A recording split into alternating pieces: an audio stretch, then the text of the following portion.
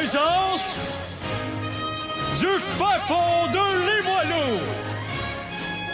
le Geek contre-attaque avec Laurent Maheu, Simon Boucher qui travaille. et à la mise en onde, le légendaire Mikey J. Mesdames et messieurs, bonjour et bienvenue à la première édition du mois pour la saison automnale de CKRL des Geeks contre-attaque. Alors, s'il y a des amateurs de salsa qui s'intonisent pour entendre l'émission Salsa et Teresa, malheureusement, ils ont terminé leur émission de l'été et seront de retour l'année prochaine. Mais on vous invite à rester avec nous pour en savoir un peu plus sur la culture geek. Alors, comment ça va aujourd'hui, Mikey? Ça va excessivement bien, toi, Laurent. Comment vas-tu? Oui. Alors, on a passé l'été avec une luxueuse heure et demie pour tout faire, nos chroniques et nos entrevues, tout ça. Mais là, on est de retour à 1 heure seulement. La récession touche tout le monde. Effectivement. Alors, on va commencer sans plus attendre avec les geektualités. C'est maintenant l'heure de vous informer. Voici les Geektualités avec Laurent Maheu. Fantastique. Merci beaucoup, Mikey, à la console pour ce thème live.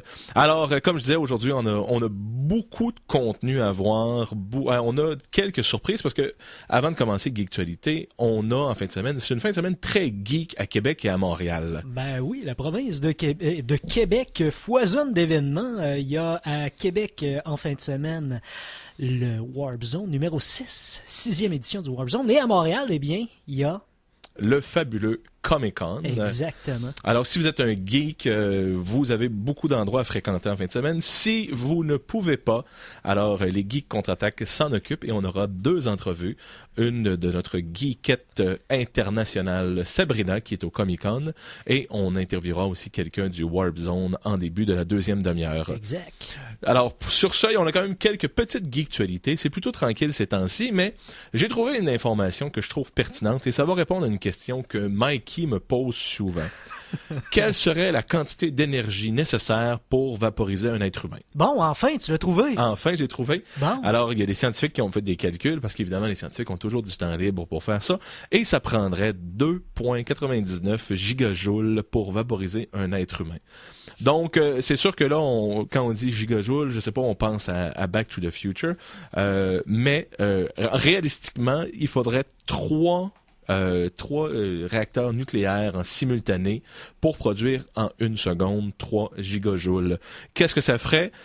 C'est l'énergie ferait littéralement évaporer les atomes du corps humain. Donc, d'ici à ce que ça puisse se faire comme dans Star Trek ou dans toutes les autres stars, quelque chose avec un petit juju et on s'évapore, ça ne serait pas possible. Laurent, je t'arrête tout de suite. Tu parlais de gigajoules. C'est des gigawatts. C'est Back to the Future, c'est des gigawatts. En fait, c'est potato. Mais mais là, les scientifiques se sont dit, ça fait pas de sens. Tu sais, 3 gigajoules, ça fait pas de sens, c'est beaucoup trop. Fait qu'ils ont fait un autre calcul. Ils ont dit, admettons que on fait juste vaporiser l'eau du corps. On est quand même 70%. Ouais. Ça serait 127 000 joules, non, Ok. millions de joules, des mégajoules. c'est ça. Donc, c'est beaucoup plus raisonnable. L'inconvénient, ce serait que les eaux resteraient là. Donc, on devrait quand même passer un petit coup de balai après avoir vaporisé quelqu'un. Donc, Donc, le fusil du petit martien dans Bugs Bunny est quand même assez puissant. Là. oui, absolument. Mais ça, c'est une technologie martienne. Donc, c'est sûr qu'on n'a pas accès à ça encore, mais on est averti. Lorsqu'on aura la capacité d'avoir une batterie qui peut faire ça, il va falloir qu'on se watch dans les rues. Maintenant, en entrevue récemment, J.J. Abrams, qu'on connaît peut-être de Lost, ou des plus récents films de Star Trek et des futurs films de Star Wars, il a dit que le dernier jeu de Star Trek, Into the Darkness, était, je traduis littéralement, vraiment un désappointement. Il dit, sans question, le jeu n'a pas aidé le film et ça lui a peut-être nui. Je trouve que, premièrement, c'est très honnête de sa part de dire ça. Il dit que le dernier jeu avait été construit avec eux, en partenariat, donc pour avoir l'idée créative. Mais quand ils se sont rendus compte que le jeu se rendait dans une direction qu'eux ne voulaient pas que le jeu se rende, ils ont décidé de se retirer du processus. Et il dit So we dropped out and they continue to do it despite, you know.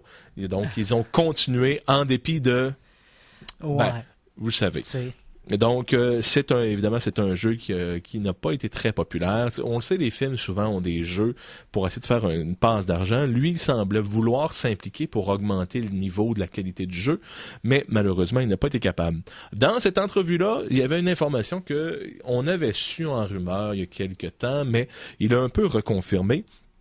Il nous a rappelé qu'il est aussi impliqué dans quelques projets de films avec une compagnie de jeux vidéo qui s'appelle Valve. Ah, ben oui. Notamment pour des films sur le jeu Portal et la franchise Half-Life. Donc, si tout sort à la vitesse de Half-Life, d'ici 30 à 50 ans, on devrait avoir un film. Et Portal, mais peut-être plus rapidement toutefois. J'ai hâte d'avoir ça. Tout le monde a hâte de voir ça. Ben oui. Donc, mais il nous en a reparlé comme pour dire, inquiétez-vous pas, ça s'en vient, continuez d'espérer.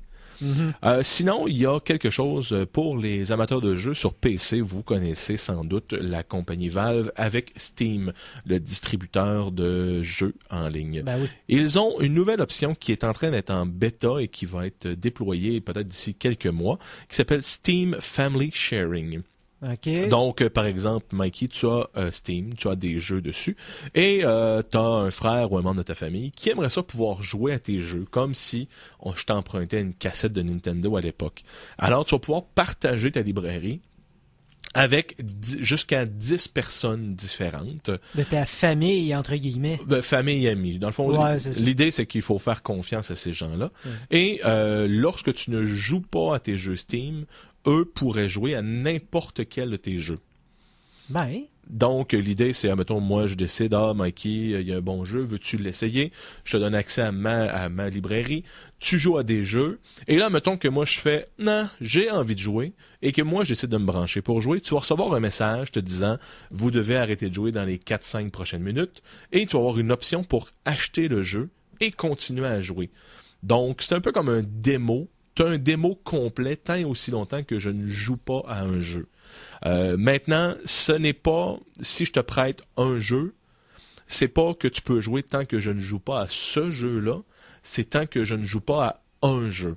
Tant que t'es pas sur Steam pour jouer à un jeu, tu as accès à ma librairie, à tous les jeux. Puis c'est le propriétaire qui a toujours... le droit. Donc, si moi je me branche, peu importe ce que tu es en train de faire, je vais te bumper. Puis si deux amis essaie de jouer, mettons, au même jeu, qu'est-ce que... Aussitôt que la librairie est occupée par quelqu'un, elle est bloquée. Ouais. Donc, c'est évidemment pour éviter, comme moi, par exemple, j'ai au-dessus de 250 jeux sur ma librairie Steam.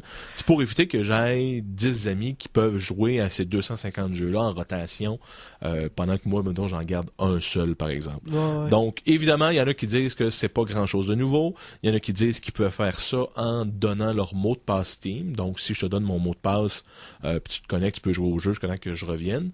Mais dans le fond, ce serait une mesure plus sécuritaire parce que j'aurais pas de chance que tu décides de changer mon mot de passe et de me voler mon compte Steam. Donc, c'est ça, ben oui. Donc, c'est pas révolutionnaire, mais c'est une option de plus, c'est intéressant. Et même, vous pourriez, un peu comme si je m'en vais chez un ami ou on fait un LAN, n'importe quoi, puis que j'ai pas mon ordinateur, mais je pourrais peut-être me brancher sur la librairie de quelqu'un d'autre pour télécharger un jeu ou etc. Bon. Alors, on le sait, dans mes chroniques habituelles, j'aime beaucoup parler de quelque chose. J'ai pas trouvé d'informations sur l'imprimante 3D. J'ai pas trouvé d'informations sur les ordinateurs quantiques. J'ai pas trouvé littéralement d'informations sur les voitures qui se conduisent seules. Mais j'ai trouvé quelque chose d'intéressant sur les voitures. Une technologie qui pourrait empêcher les voleurs d'utiliser votre voiture. Alors, on le sait, les clés, ça se copie. Même les démarreurs à distance ou les clés à distance, ça peut se copier, ça peut se faire hacker, mais il y a une chose qui ne peut pas se faire hacker ou reproduire. La biométrie, j'imagine? Les ondes cérébrales. Hein? OK. Donc, ton cerveau pourrait servir de démarreur à ta voiture. La technologie, grosso modo, ce serait de reconnaître qui est le conducteur. Donc, si c'est un voleur qui tente de conduire, les ondes cérébrales ne seraient pas les mêmes et à ce moment-là, la voiture ne démarrerait pas. L'avantage ou l'inconvénient, dépendant de votre éthique au volant, c'est que si vous êtes fatigué ou sous l'état d'alcool, vos ondes cérébrales ne sont pas pareilles et vous pourriez être bloqué de conduire. Oui, mais dans le même ordre d'idée, j'imagine si t'as bu 3 Red Bull, c'est la même chose, là. T'es comme altéré. Effectivement, c'est un peu la limite de la technologie, parce que c'est sûr que d'empêcher un conducteur ivre, d'empêcher un conducteur fatigué de conduire, c'est les 2 causes d'accidents sur les routes. Donc, si on peut les empêcher de conduire, ce serait fantastique.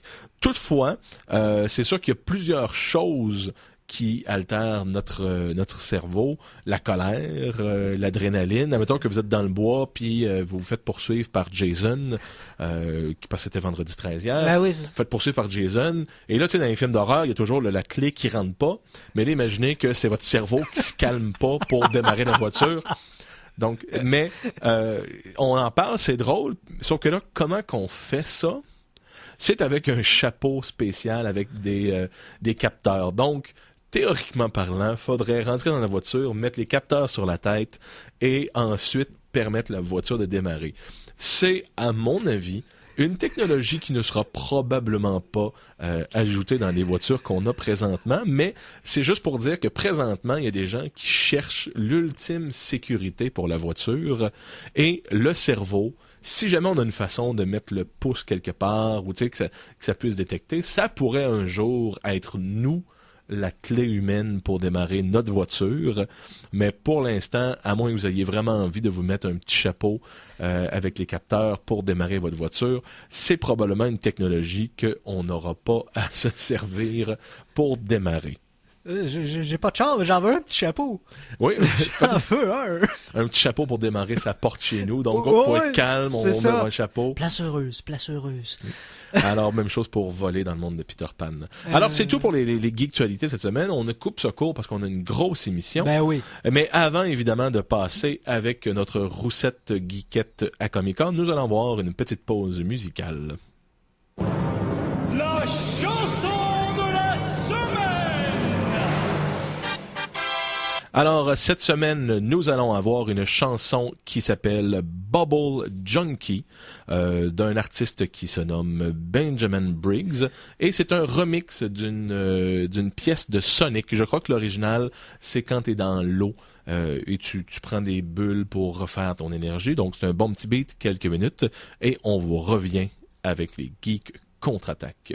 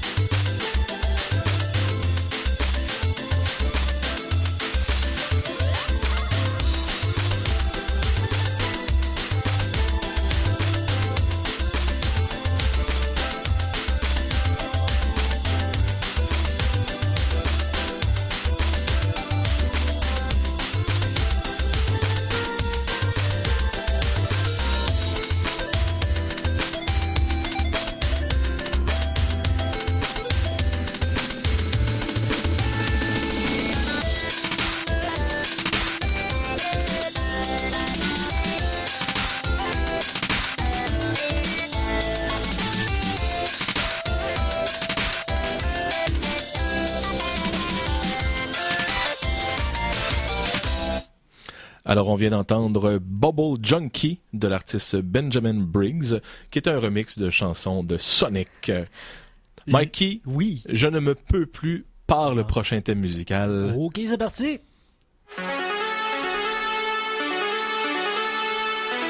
Les Geeks contre-attaque sont fiers de vous présenter la passionnante et passionnée Sabrina Cloutier. Alors, notre geekette Sabrina n'est pas en studio aujourd'hui. Elle a beaucoup plus de chance que ça. Elle se retrouve présentement à Comic-Con. Sabrina, est-ce que tu m'entends bien? Oui, je t'entends en direct de la passerelle du Comic-Con Paper Pots pour la journée. Donc, je suis habillée en assistante d'Iron Man et on a beaucoup de plaisir présentement. Là, on vient de voir la réplique de la DeLorean et de la voiture des Ghostbusters et il y a un panel qui se déroule présentement avec Christopher Lloyd. Je l'ai salué tout à l'heure, mais j'attendais votre appel, alors je vais lui reparler ce soir. Alors, Sabrina, tu fais l'envie de plusieurs geeks à Québec, notamment 2 qui sont en studio présentement. Peux-tu nous raconter un peu qu'est-ce qu'il y a à voir cette fin de semaine ou qu'est-ce que tu as déjà vu de nerd and geeky au Comic-Con? Écoute, il y a énormément de costumes, de cosplay incroyables. Là, on va se le dire. J'ai pris beaucoup de photos que je vais pouvoir mettre sur la page des geeks, notamment un Wolverine avec moto, avec lequel on peut se poser. Bien sûr, Christopher Lloyd qui était là. Il y a Jason Momoa que je vais essayer d'aller voir tout à l'heure, mais il y a énormément de monde. Et je fais l'envie de plusieurs geeks, Laurent, mais je vais être obligée de rendre plusieurs geeks et de gens à la maison jaloux parce que ce soir, je rencontre en grande primeur et ça, la seule Féliciaté pour une entrevue. Oh. Donc, la damoiselle qui joue dans The Guild et entre autres choses, de Dr. Ribble. Donc, voilà, c'est incroyable. Alors, il y a beaucoup de vedettes quand même qui sont présents à Québec. J'en ai un que j'affectionne particulièrement, Lou Ferrigno. Est-ce que tu as eu la chance de le voir? Non, pas encore. Mais là, comme j'ai dit tout à l'heure, il y a vraiment... Le samedi, c'est la grosse journée, donc il y a beaucoup de monde. Mais je suis à la chasse là des potins, des choses à voir et tout ça. Donc, on a une immense salle marchande aussi avec plusieurs personnes. Et en fait, j'ai rencontré tout à l'heure le BD, justement, qui a dessiné pour Walking Dead. Je suis désolée, son nom m'échappe. Mais cet homme, j'ai pu avoir une entrevue avec, excusez, je vais pouvoir vous en reparler, et il m'a dédicacé gratuitement un de ses prints. Je sais pas pourquoi. J'ai dit pourquoi j'aimais Daryl Dixon. Je pense que Ben aimait ça, parce que c'était pas juste parce qu'il est cute et badass. Fait que je vais pouvoir vous en reparler, ça c'est clair. Et dis-moi, présentement, je sais qu'il y a aussi le Jay and Silent Bob qui vont être là aujourd'hui. Vas-tu avoir la chance d'aller voir Kevin Smith? Non, parce qu'il y a tellement de monde qui voulait le voir. D'ailleurs, il y avait une exclusivité, on pouvait payer 150 $ pour les rencontrer. Il y avait, je pense, 20 places disponibles. Ça avait été booké. Je pense que c'est la seule chose qui a été sold out dans les exclusivités Comic-Con.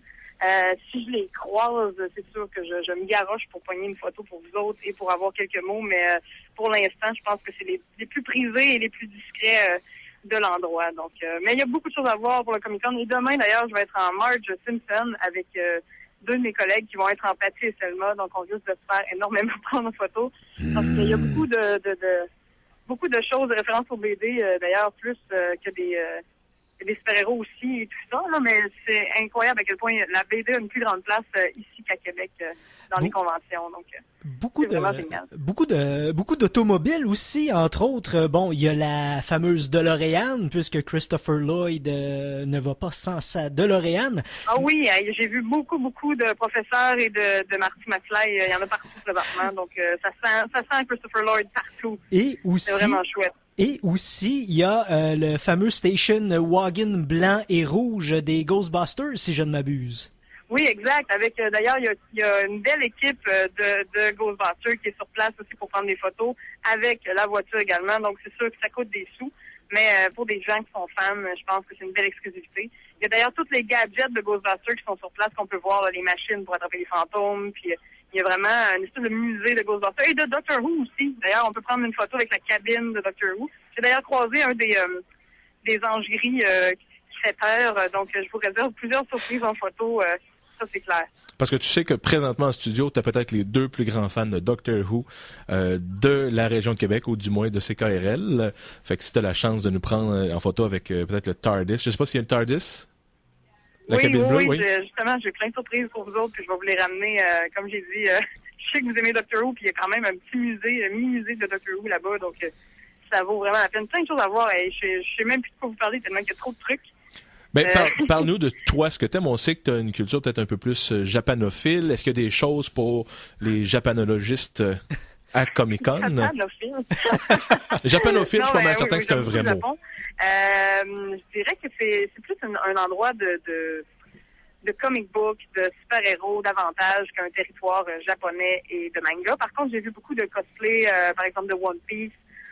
Sinon, j'ai vu surtout des trucs de Mortal Kombat. Donc, il y a comme des espèces d'hybrides de super-héros et japonais. Mais en général, c'est beaucoup plus un endroit pour ceux qui sont fans de comic book et de séries cultes que de cosplay traditionnel japonais, même s'il y en a quelques-uns. Sinon, beaucoup d'Adventure Time aussi, des gens en Adventure Time. Donc, est-ce qu'il y a des Goku? Non? Peut-être? Non? Non, j'en ai pas vu encore, mais ça serait une idée pour ça. Beaucoup d'Harley Quinn. Poison Ivy est extrêmement célèbre cette année. J'ai bien fait de ne pas m'habiller de même, parce qu'il y en a vraiment beaucoup. Des Bane aussi, il y en a partout. D'ailleurs, là, j'ai Tangirl qui passe à côté de moi de la BD du même nom. Donc, il y a quand même beaucoup d'idées originales. Là, je suis en train de chasser Tony Stark. J'essaie de trouver le Iron Man le plus wow de la convention. Désolé, c'est du bruit, il y a un panneau qui vient de se terminer. Alors, donc, c'est pas grave. Oui, c'est super. Alors, évidemment, toi, pour ceux qui l'auraient pas compris en début, tu es déguisé en Pepper Pot. Oui. Donc, est-ce que tu es avec armure ou sans armure? Non, je suis en complet noir, tailleur en fait noir, mais je ressemble beaucoup à la vraie. De base, je ressemble un petit peu à la comédienne. C'est sûr que je suis plus rousse que rose blonde, mais même que j'ai une amie qui est maquilleuse avec moi qui m'a fait des fausses taches de rousseur pour que j'aille plus l'air encore de personnage. Je vous réserve des photos que je vais mettre en ligne dès cet après-midi, ce soir, gros maximum, sur la page des geeks, si mon téléphone me le permet. Et on arrive un peu vers la fin, on va te laisser profiter. Je sais que ça fait pas très longtemps que le Comic-Con a commencé, mais ton coup de cœur, ça a été quoi ta surprise, ton coup de cœur sur place? Mon Dieu, c'est un peu drôle. En fait, il y a un homme extraordinaire que j'ai trouvé en Edward Scissorhand. Donc, qui se promène et qui a vraiment l'attitude. Je les prends en photo. Moi, personnellement, je suis une grande fan d'Edouard Main d'Argent. Donc, moi, ça a été un de mes coups de cœur, mais je saurais pas vous dire parce qu'il y a tellement de belles choses à voir. Mais je te dirais, vite comme ça, c'est pas mal ça. Parce que l'idée est originale. Souvent, un bon cosplay va y aller avec l'attitude, la ressemblance du personnage, mais aussi le choix d'idées qui sort de l'ordinaire. Puis, moi, en tout cas, j'ai trouvé super. Bon, alors, Sabrina, merci beaucoup de nous avoir rejoints en ondes.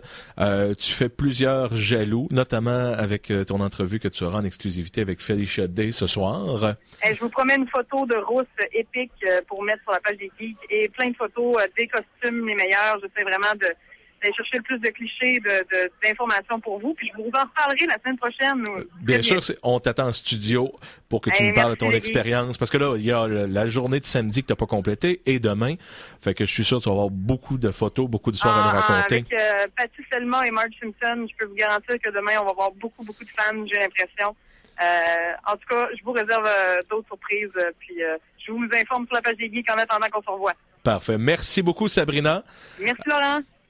Alors, on vient de terminer l'entrevue avec Sabrina Cloutier, notre geekette, qui est présentement à Comic-Con en train de faire des jaloux de nous tous qui sont à Québec. Et soit dit en passant, le mot japanophile existe. Oui, existe. Japanologue, peut-être moins, mais japanophile, je suis plutôt certain quand je le dis. Alors, c'est sûr que pour ceux qui ne peuvent s'y rendre, je vous invite à aller sur la page du Comic-Con de Montréal, juste pour voir tous les acteurs qui sont présents. Il va y avoir un panel pour les 10 ans de Battlestar Galactica. Il y a plusieurs vedettes de The Walking Dead, la série télé, qui sont présents. Michael Rooker, Laurie Holden, celle qui joue la blonde dont j'oublie le nom. Il y a même Lloyd Kaufman, qui est un nom que Phil reconnaîtrait peut-être. Toxic Avenger. Ah, ben oui. Donc, c'est ça, je vois qu'il y a un peu de Star Trek, Deep Space Nine. je dirais qu'on on entend souvent parler de Comic-Con San Diego, puis on a l'impression que le Comic-Con de Montréal, c'est comme une deuxième pensée, mais si vous regardez la liste, il y a vraiment de quoi à vouloir se déplacer. Il y a aussi des artistes québécois, des artistes français. On a joué Régis Loisel, La quête de l'oiseau du temps, qui est une BD que je lisais quand j'étais plus adolescent. Donc, il y a un gros panel. Félicitations, Sabrina, d'avoir pu te déplacer. Tu nous rends bien jaloux. Donc, je pense qu'on va aller à une pause. Oui, on va aller à une pause. Et au retour, ce sera pour les gens de Québec, un événement qui est local auquel vous pourriez vous diriger encore.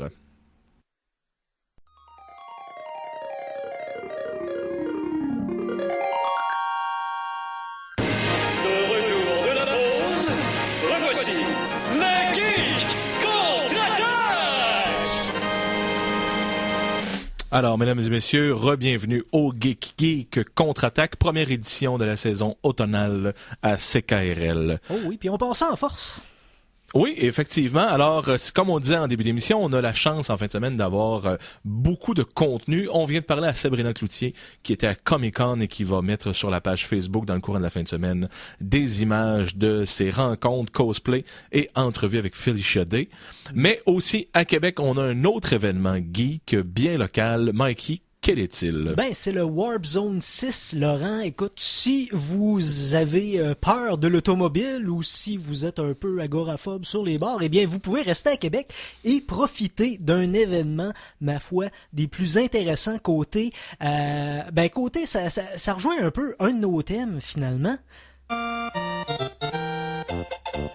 Chronique Jeux vidéo! Bon, ceci étant dit, le Warp Zone 6, bon, comme ça le dit, c'est la 6e édition et ça met en vedette l'art du jeu vidéo. La BD étant le 9e art, je crois qu'on peut facilement appeler les jeux vidéo le 10e parce que ça nous rejoint et ce depuis les années 70 en commençant par Pong. Cette année, en plus, ce qu'il y a d'intéressant, c'est que c'est en collaboration avec le Musée de la Civilisation qui, cette année, a une exposition qui s'intitule 40 ans de jeux vidéo. Alors, pour la 6e édition, c'est un partenariat très prometteur, non seulement pour le musée, mais pour l'événement également. Il y a plusieurs conférences d'installer durant toute la journée et la soirée du Warp Zone 6. Ça commence en ce moment même. Si jamais vous êtes pas en train de nous écouter et vous êtes au Warp Zone, eh bien vous êtes probablement en train d'écouter la conférence de Maud Bonenfant, qui fait partie de l'Université de Montréal, qui s'intitule Socialisation dans les jeux vidéo en ligne. C'est ça, bon ou mauvais. Alors, on se pose un peu tous la question. Moi, personnellement, je suis totalement pour jusqu'à une certaine limite. Bon, parce que quand c'est rendu que tu te maries à ton avatar avec un autre avatar et que tu te rends compte que la belle aux cheveux bleus et aux formes plus qu'alléchantes est finalement un quinquagénaire en bobette sale, c'est pas de la bonne socialisation.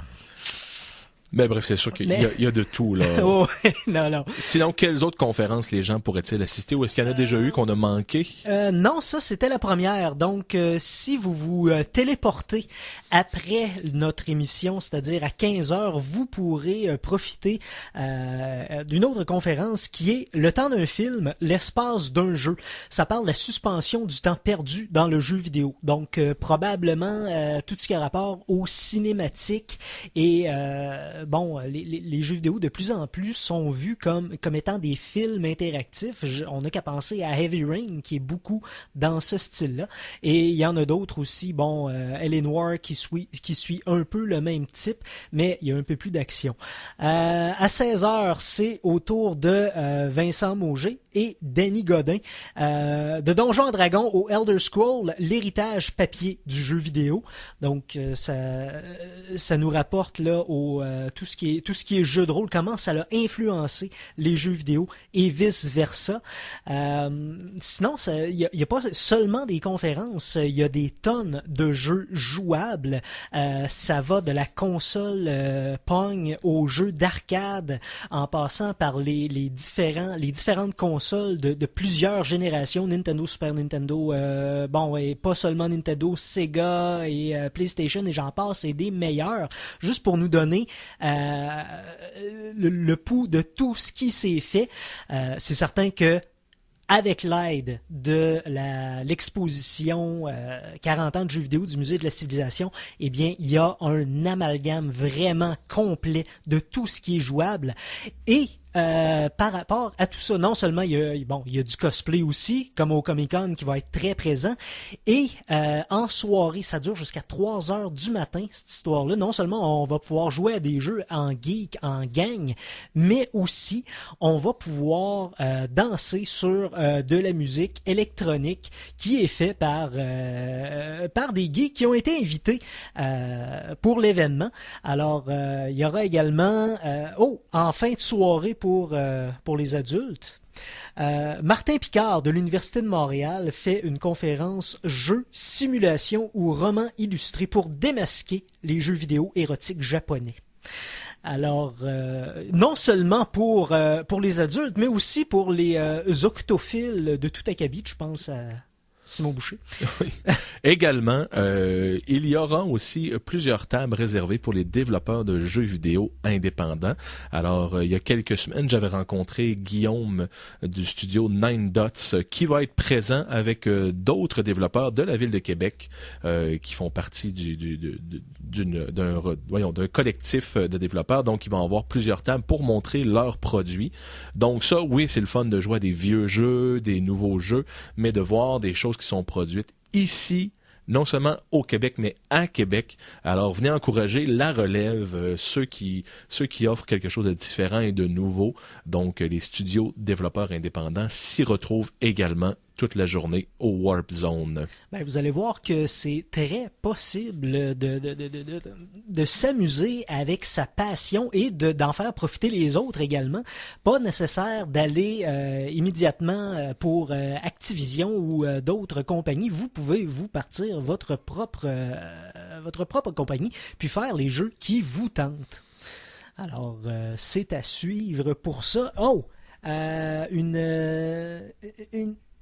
Une conférence qui m'intéresserait particulièrement serait celle de 21h15. C'est plusieurs finalement personnes de l'Université de Montréal, et c'est pour l'occasion Dominique Arsenault et Gabriel Beaulieu entre Match des étoiles et Symphonie des genres, Harmony of Despair et les logiques de la série Castlevania. Donc ça va être une conférence finalement sur tout ce qui a rapport à Castlevania, comment c'est parti, et j'imagine qu'il va y avoir un résumé de la timeline, puis une analyse profonde de tout ce que ce genre-là a apporté. Je parle du genre Metro Castlevania, là, avec Metroidvania. Ouais, Metroidvania. Bon, tu vois, je viens de me faire out-geeker. Bof. Mais sinon, douteux, j'en parle souvent de douteux.org, douteux.tv. Bien, à 21h50, Vincent Mauger et un VJ en collaboration avec douteux.org présentera une projection hommage rétro et délire vidéoludique. Alors, c'est à pas manquer, j'imagine ça va être très très drôle. Et aussi, pour tous les fans de zombies et de jeux de zombies, de films de zombies. Et il y en a quand même plusieurs. Il y en a 1,5 tonne à peu près. Bernard Perron et Guillaume Roux-Girard présenteront un peu après minuit, juste pour l'ambiance, j'imagine. La conférence se prêtait au jeu humain de Walking Dead. Alors, tous ceux qui parlent autour d'une table avec un petit breuvage alcoolisé ou non pendant une soirée à refaire le monde, ou après qu'il a été défait par l'apocalypse de zombies, eh bien, on va avoir des experts experts sur le sujet pour nous en parler et pour nous aider à survivre pour quand ça va arriver, parce que oui, ça va arriver. Donc tout ça aura lieu sur la rue Dalhousie au Musée de la Civilisation. Les conférences ont lieu dans l'auditorium Roland Harpin. Donc tout de suite après l'émission, eh bien faites-vous une instant transmission jusque là-bas pour profiter de tous les bonbons pour le cerveau. Ou allez-y immédiatement en voiture, écoutez-nous dans la voiture, les deux peuvent se faire. Et il y a toujours le podcast, hein. Bon, parce que il y a des solutions pour ceux qui ne peuvent pas se téléporter comme moi. Il y a toujours le podcast. Alors, il s'agit du Warp Zone 6 au Musée de la Civilisation, aujourd'hui, samedi, le 14 septembre. Alors, nous invitons tous les geeks et geekettes de Québec qui n'ont pas pu aller au Comic-Con à Montréal de profiter de la relève de jeux vidéo, des conférences, aujourd'hui seulement. Alors, on est chanceux d'avoir ça à Québec, on est chanceux de pouvoir tenir tête à Montréal, Oui. Donc on en profite pendant que ça passe. Évidemment, le Musée de la Civilisation, comme on mentionnait plus tôt, qui a une exposition sur les jeux vidéo. J'y suis allé avec ma copine il y a quelques semaines et on a joué à peu près 2 heures à tous les jeux de toutes les générations. On a joué à Pong sur une table. Donc, si vous n'avez pas la chance d'aller sur le Warp Zone, allez faire un tour juste au musée pour faire vraiment un voyage dans le temps au travers de toutes les générations de jeux vidéo. En tout cas, il y a bien des chances, je dirais 90% de chances que je m'y retrouve. Donc, si vous voyez un gars d'une hauteur semi-moyenne avec un gilet qui dit « Les geeks contre-attaquent », eh bien, ça sera moi. En fait, je pense que la meilleure façon de t'identifier, c'est de fermer les yeux et attendre ton timbre de voix. Attendre que je parle parmi la foule. Et ça va percer au travers. Parce que j'ai une voix qui porte quand même. Ça paraît pas de même, mais... bon. Alors, on arrive presque à 45. Mikey, on parlait de jeux vidéo. On va aller avec quelque chose de similaire. OK. La chanson de la semaine 2! Alors, la chanson de la semaine 2. Je suis allé dans un jeu vidéo que les trames sonores sont bonnes, mais que, étrangement, on n'en parle pas si souvent que ça. Et c'est un jeu vidéo qui a existé pendant peut-être 10 ans de notre existence. Il s'agit de Street Fighter 2. Hein, c'est quoi ça? C'est un petit jeu d'arcade très peu connu, qui est un personnage là-dedans qui s'appelait E-Honda, qui avait un thème musical. Alors, je sais pas si tu te souviens, il y a quelques semaines, j'avais fait une chanson de Bubble Bubble d'un redneck qui jouait avec sa... C'est pas aussi drôle, mais c'est du même artiste, DJ Pretzel. Ça s'appelle High Five 100. Parce que c'est le 100 punch, je pense que c'était le move de E-Honda quand il fait. Alors, c'est High Five 100 de DJ Pretzel, un remix de Street Fighter 2.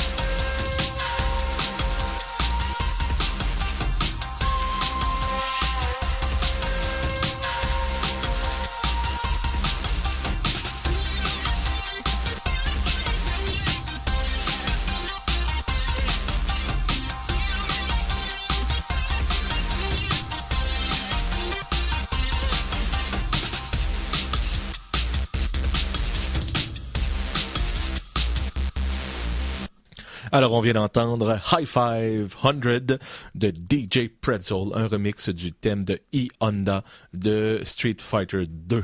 Ouais, ça rappelle des souvenirs. Oui, ça rappelle des souvenirs parce qu'il y a eu Street Fighter 2, Street Fighter 2 Turbo, Hyper. Donc, c'est un jeu qui nous a accompagnés pendant presque une dizaine d'années. Mikey, pour terminer le dernier quart d'heure, on s'en va dans une de mes chroniques préférées. Bon, allons-y. La chronique télé avec Laurent Meur. Alors, chronique télé. Alors, je parlerai pas d'une émission aujourd'hui parce que, on n'aurait pas le temps, mais particulièrement parce qu'on arrive au début, le mois de septembre, c'est là où la télé recommence, sort de son été d'hibernation. Mais aujourd'hui, je pensais faire un peu une petite chronique nécrologique en commençant, parce que il y a quelques séries télé qui vont nous quitter ou qui nous ont déjà quittés. Qui ne reviendront plus jamais. Jamais.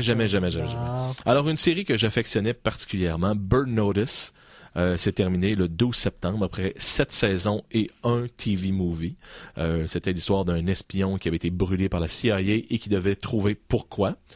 Une autre série, peut-être que le monde connaisse plus, Futurama, a été finalement pour de vrai annulé là, pour c'est toujours. fini. Là. Ouais, c'est ça. Là. Donc, Futurama a eu 7 saisons ainsi que 4 films, donc qui ont été chanceux. Ils avaient déjà été annulés et ils ont été renouvelés pour 3 saisons. Malheureusement, le 4 septembre, ça a été la dernière émission. Ouais, puis ça a comme bouclé la boucle. Ils ont réussi à faire une fin quand même en douceur qui avait un sens. En tout cas, Autant que Futurama peut avoir de sens. c'est ça.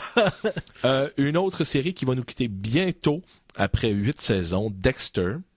Ce gentil meurtrier roux de la Floride. Bon. Alors, après 8 saisons, ça se termine le 22 septembre.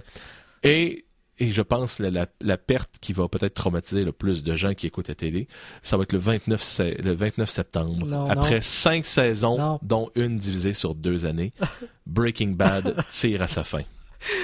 Ça se peut pas. Donc, c'est ça, là, j'ai écouté Family Guy à un moment donné, et il y avait une passe où est-ce que il écoute Breaking Bad. Sauf qu'au lieu d'être l'émission Breaking Bad, c'est un hypnotiseur qui dit « Vous parlerez de Breaking Bad. Breaking Bad est la meilleure. » Donc, ceux qui écoutent Breaking Bad en parlent parce que c'est la meilleure série du monde, mais ceux qui ne l'écoutent pas doivent se faire écœurer. « Ah, t'écoutes pas Breaking Bad! » Alors, c'est un petit gag de Breaking Bad. Non, mais c'est... Écoute, parle-moi pas sur Breaking Bad, je suis un boulimique de série. Donc, aussitôt que j'en ai entendu parler, grâce/à cause des contre-attaques, je me suis mis à écouter ça en rafale. Ça m'a pas pris 2 semaines pour être à jour. Là, il reste 3 épisodes et je capote. Bon. Oui, alors, sinon, s'il y a des morts, ben, il y a une naissance, une nouvelle émission qui va commencer. Je pense que je n'ai déjà parlé. Ça va être Agents of S.H.I.E.L.D. Oui! Avec Agent Coulson et ses autres héros, tirés du monde de Marvel, avec The Avengers. C'est une émission télé qui va être reliée à l'univers des films, même si on verra pas Thor et Captain America. C'est l'agent Coulson qui doit s'occuper des cas trop anodin pour déranger Iron Man. Trop humain. Donc, on risque de voir sûrement plusieurs caméos de super-héros qui ne mériteraient pas un film, mais que ça vaudrait la peine de voir. Sinon, dans les séries qui reviennent, How I Met Your Mother, la 9e et dernière saison, recommence le 23 septembre. Il étire la sauce pour rien. Quant à moi, là, en tout cas. Ben, quand t'as une vache à lait, 9 ans, hey, t'imagines-tu les enfants, ça fait 9 ans qu'ils sont assis à écouter leur père raconter toutes ces baises. Oui, mais ça goûte l'eau à cette heure, vache à lait. C'est plus du lait, c'est rendu de l'eau. En tout cas. Sinon, pour la 17e saison, revient South Park le 25 septembre. Ça, j'ai très hâte. Il y en a pas assez. Il y a une pub qui est passée sur YouTube. Pas de sketch de South Park, mais juste comme des séries de sujets qui vont parler, notamment l'assassinat de Trayvon Martin, le noir qui a été tué parce qu'il avait l'air dangereux. Ouais. Donc, et d'autres sujets comme ça. Donc, tous toujours très controversés. South Park revient. Sinon, à Fox, Animation Domination, c'est-à-dire Simpsons, Family Guy et American Dad, reviennent le 29 septembre. Les Simpsons vont aller à leur 25e saison. Ça aussi, là, à un moment donné. En tout cas. Mais c'est même une bonne formule. Je crois qu'ils sont renouvelés officiellement jusqu'à 26. Family Guy en est à sa 12e saison. American Dad à sa 9e. Donc, tout ça revient le 29 septembre.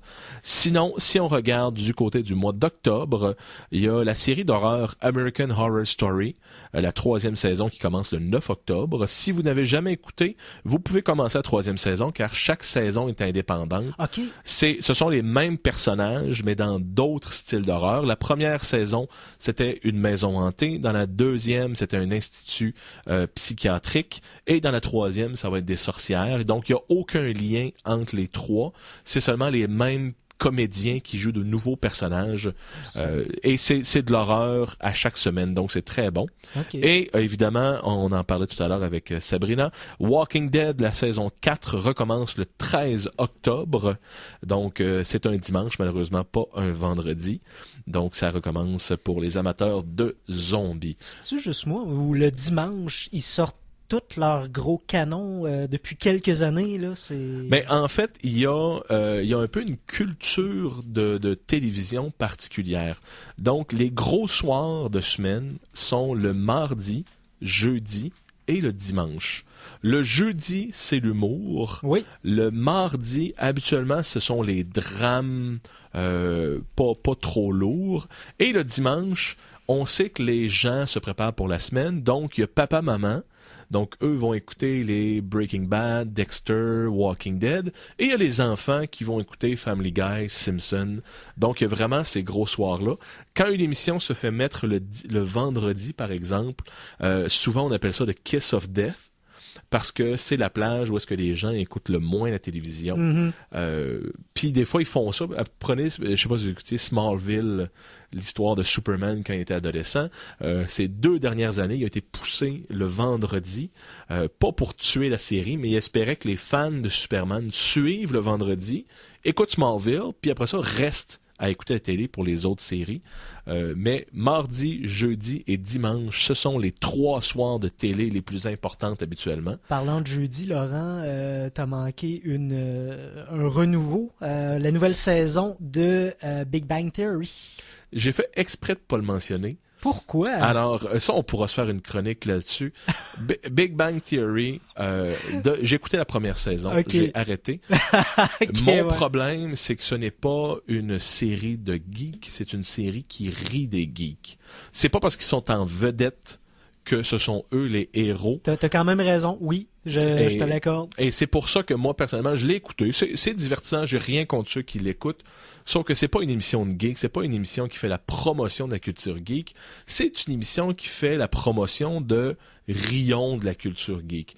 Donc, c'est que les gens adorent, les gens trouvent ça drôle. C'est un sitcom, mais du côté geek, je leur donne pas le geek cred que je crois qu'ils tentent d'avoir. C'est le genre de sitcom à un personnage. Tu sais, je veux dire, tu tripes sur Sheldon parce que c'est le plus bizarre de la gang. Mais sinon, s'il y avait pas Sheldon, ça serait très très moyen. Et si vous voulez voir pourquoi, moi j'ai trouvé sur YouTube, cherchez The Big Bang Theory sans la trame de rire. Ah, c'est tellement triste. Si vous pensez que c'est réellement drôle, c'est à cause de la trame. Vous avez le droit de trouver ça drôle. Je suis pas en train de juger personne, mais ils ont des extraits de Big Bang Theory sans la trame de rire. Ça rend mal à l'aise. Et il y a des silences, les jokes, ils tombent. Quand on dit qu'une joke tombe, c'est qu'ils disent quelque chose, puis là le monde rit.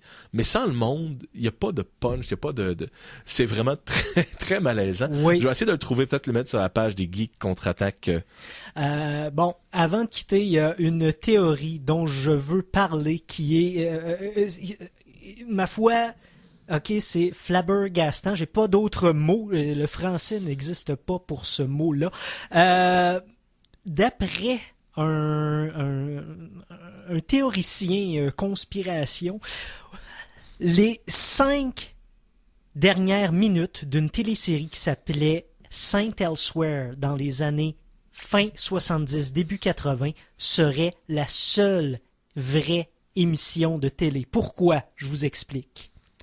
Dans Saint Elsewhere, qui se passe dans un hôpital, ça a duré quelques saisons, Les 5 dernières minutes, tu vois que toute cette émission-là, ça s'est passé dans la tête d'un enfant autiste. Maintenant, plusieurs personnages de Saint Elsewhere ont apparu dans d'autres séries. Je parle ici des séries connues telles que Cheers, Boston Public, Chicago Hope, Law and Order, toutes les séries de Law and Order. Donc, ces séries-là, par extension, n'existeraient que dans la tête de cet enfant autiste. Si on s'en va à d'autres niveaux, parce que Law and Order, il y a eu des personnages de Law and Order qui se sont retrouvés dans Conviction, dans New York Undercover. Ça s'en va, ça, dans tous les sens. J'ai posté il y a quelques semaines de ça le diagramme de cet enchevêtrement-là qui va jusqu'à X-Files, Doctor Who, Star Trek. Ça ne se peut pas, l'enchevêtrement que ça occasionne. Allez voir ça. C'est... j'ai pas de mots pour décrire. Alors, évidemment, ça, c'est l'ultime conspiratie. Comme de quoi, quand on dit que nous sommes dans un rêve, la télé ne serait que dans un rêve d'un enfant profondément autiste. Exactement. Dans une perspective plus joyeuse, ne manquez pas, après les Geeks contre-attaque, tout feu, tout flamme, alors de la zouk à son meilleur. Et puis, c'est ce qui conclut l'émission pour aujourd'hui. Alors, Mikey, merci beaucoup à la mise en onde. Ça m'a fait extrêmement plaisir. Alors, mon nom est Laurent Maheu. J'ai eu l'honneur d'être l'animateur aujourd'hui. Je vous souhaite bonne semaine et que la force soit avec vous.